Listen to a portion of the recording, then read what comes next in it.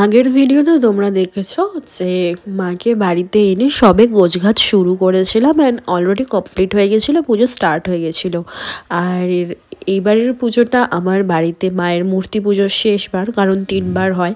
তো এবছরই ছিল শেষবার, মানে শেষ বছর আর কি, 3 বছর কমপ্লিট হয়।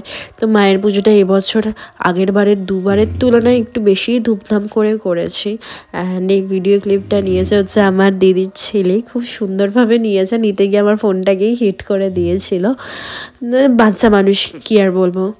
তো এই 108টা প্রদীপ জ্বলার যে মুহূর্তটা, এটা এত সুন্দর লাগে। হয়তো প্রত্যেকটা বছর যদি ভগবান চান তো এইভাবেই জ্বলবে আবার প্রত্যেক বছর।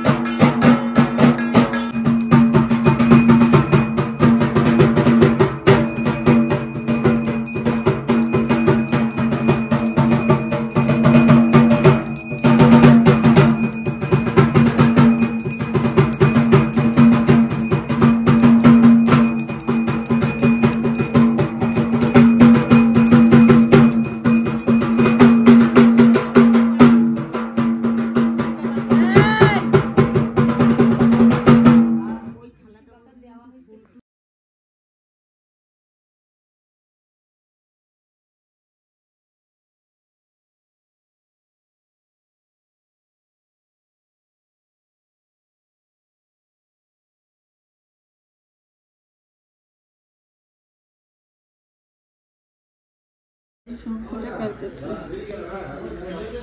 কে আসছে শঙ্কর।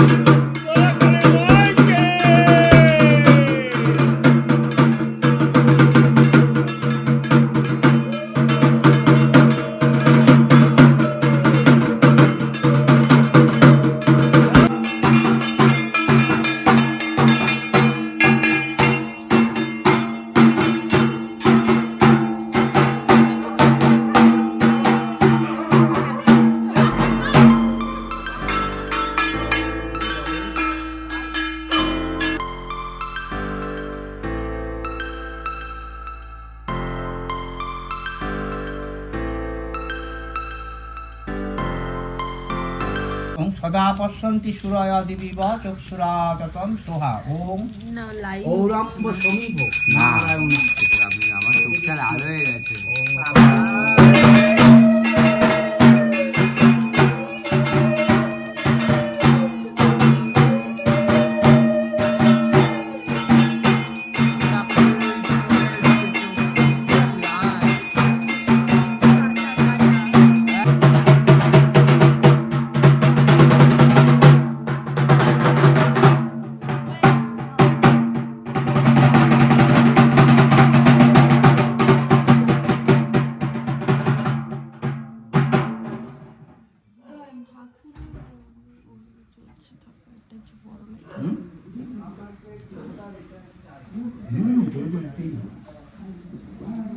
পুজো শেষ হওয়ার পরেই আমি নিচে চলে গেছিলাম খেতে। প্রত্যেক বছর যেটা বলেছিলাম আগের ভিডিওতে ছাদ খাওয়ানো হতো, তো এবছর নিচে খাওয়ানো হয়েছে আমার বাড়ির সামনে।